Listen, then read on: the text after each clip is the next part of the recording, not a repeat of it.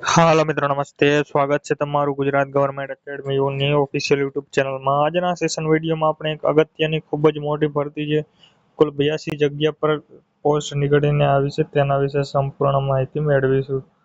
તો બન્યા રહો વિડીયોમાં અંત તક।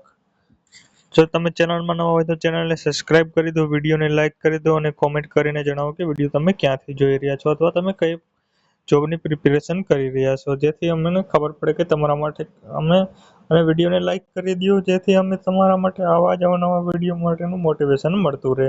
અને એવા દોસ્તો સુધી શેર કરજો જેને બીએ બીકોમ કરેલું છે અથવા તો બીબીએ અથવા બીએસસી એટલે કે એકાઉન્ટ તરીકેનો કોર્સ કરેલો છે અને હાલમાં હજુ સુધી તેને ગવર્મેન્ટ જોબ નથી મળી, તો તેના માટેનો આ એક ખૂબ જ ઉપયોગી એવો વિડીયો બની રહ્યો છે। કેમ કે હાલમાં જ ગુજરાત ગૌણ સેવા પસંદગી મંડળ બોર્ડ ભરતી 2026ની પોસ્ટની વાત કરીએ તો મ્યુનિસિપલ એકાઉન્ટ વર્ગ 3 કુલ જગ્યા 82 છે। તેમાં તમને સ્ટાર્ટિંગ પગાર પણ ખૂબ જ મોટા પ્રમાણમાં એટલે કે પગારની જો વાત કરીએ તો 49,600 રૂપિયા જે તમને માસિક પગાર છે તે મળી રહેવાનો છે પ્રથમ 5 વર્ષ માટે।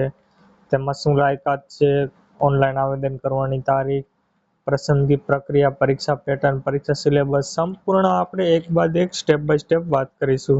તેના પહેલા વાત કરીએ તો જો તમે ચેનલમાં નવા હોય તો ચેનલને સબસ્ક્રાઇબ નથી કરી તો તાત્કાલિક ચેનલને સબસ્ક્રાઇબ કરો।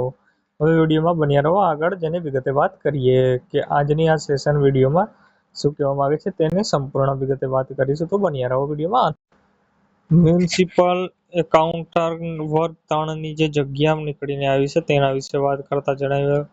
જાહેરાત ક્રમાંકની વાત કરીએ તો 450/2026-27 મુજબ આ ભરતી પ્રક્રિયા હાથ ધરવાની વાત કરીએ। આ શૈક્ષણિક લાયકાત વિશે એટલે કે એજ્યુકેશન વિશે, જો તમે બીકોમ એટલે કે બેચલર કરેલ છે અથવા તો તમે બીબીએ એટલે કે બેચલર બિઝનેસ એડમિનિસ્ટ્રેશન અથવા તમે બીએસસી કરેલ છે અથવા તો બીએ કરેલ છે તો તમે આમાં અને સાથે તમારું કોમ્પ્યુટર માટેનું જ્ઞાન હોવું ખૂબ જ આવશ્યક છે। અને ગુજરાત સાથે ભાષાની વાત કરીએ તો ગુજરાતી અને હિન્દી બંને ભાષાનું જ્ઞાન હોવું જોઈએ। આગળ વાત કરીએ જગ્યા છે જે ટોટલ 82 જગ્યા છે તેની વિતરણ વાત કરીએ સંપૂર્ણ માહિતી વિતરણ અનુસાર।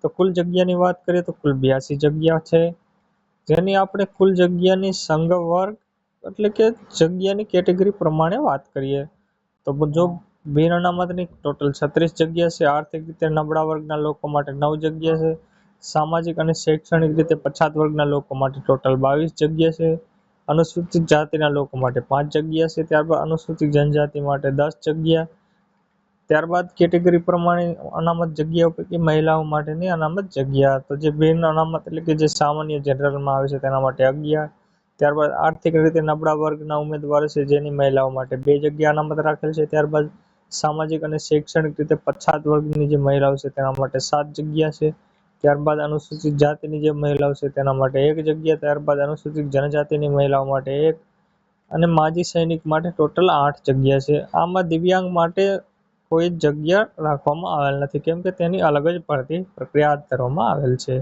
આગળ હવે વાત કરીએ આપણે વય મર્યાદા અને એટલે કે ઉંમર મર્યાદા શું રાખેલ છે અને તેમાં મળવાપાત્ર છૂટછાટ વિશે। જો તમારે મ્યુનિસિપલ એકાઉન્ટર વર્ગ 3ની ભરતી કરવી છે તો તેમાં ઉંમર મર્યાદા શું રહેલી છે તેના વિશે સંપૂર્ણ વાત કરીએ તો તમારી ઉંમર 21/8/2026ના રોજથી 20 વર્ષથી ઓછી નહીં અને 35 વર્ષથી વધારે ના હોવી જોઈએ। સામાન્ય વર્ગના મહિલા ઉમેદવાર, અનામત પુરુષ તથા મહિલા ઉમેદવાર, માજી સૈનિક ને જો છૂટછાટ મળવાની જગ્યાની વાત કરીએ તો તેની આપણે આગળ વાત કરીએ કે તમને તેમાં કેટલી જગ્યામાં કે કયા વર્ગના ઉમેદવારોને છૂટછાટ મળે। તો સામાન્ય કેટેગરીની મહિલા એટલે કે જે જનરલની મહિલાઓ માટે છે જે 5 વર્ષની છૂટ મળવાપાત્ર રહેશે। ત્યારબાદ અનામત કેટેગરીની જો પુરુષ ઉમેદવાર હોય તો તેને પણ 5 વર્ષની છૂટ મળી રહેશે અને મહત્તમ ઉંમર 40 વર્ષ એટલે કે 40 વર્ષથી વધારે ન હોવી જોઈએ। અનામત કેટેગરીની જો મહિલા ઉમેદવાર હોય તો તેને 10 વર્ષની છૂટછાટ મળવા પાત્ર રહેશે અને તેની મહત્તમ ઉંમર એટલે કે 45 વર્ષથી વધારે ઉંમર ના હોવી જોઈએ। ત્યારબાદ વાત કરીએ સામાન્ય કેટેગરીના દિવ્યાંગ ધરાવતા પુરુષ ઉમેદવારને 10 વર્ષની છૂટછાટ મળી રહેશે અને 45 વર્ષથી વધારે ઉંમર ના હોવી જોઈએ। ત્યારબાદ સામાન્ય કેટેગરીના દિવ્યાંગ ધરાવતા મહિલા એટલે કે જો સામાન્ય કેટેગરીમાં આવો છો અને દિવ્યાંગ છે તેવી મહિલાઓ માટે 15 વર્ષની ઉંમરમાં છૂટછાટ મળી રહેશે અને 45 વર્ષથી વધારે ઉંમર ના હોવી જોઈએ। ત્યારબાદ અનામત કેટેગરીમાં આવે છે તેવી પુરુષને 5+10 એમ કરીને ટોટલ 15 વર્ષની છૂટછાટ મળી રહેશે, પણ 45 વર્ષથી વધારે ના હોવી જોઈએ। ત્યારબાદ અનામત કેટેગરીમાં છે તેવી મહિલાઓ છે અને દિવ્યાંગ છે તો તેના માટે 20 વર્ષની ઉંમર મર્યાદામાં છૂટછાટ મળી રહેશે, પણ 45 વર્ષથી વધારે ના હોવી જોઈએ। માજી સૈનિકોની વાત કરીએ તો તેની ઉંમરની મર્યાદા તેઓને ભજવેલ ફરજનો સમયગાળો ઉપરાંત 3 વર્ષ સુધીની છૂટછાટ મળી રહેશે। તો આ પ્રમાણે તમને ઉંમરમાં છૂટછાટ મળવાપાત્ર રહેશે। આગળ વાત કરીએ પગાર વિશે, તો તમને આમાં શું પગાર મળવાપાત્ર રહેશે।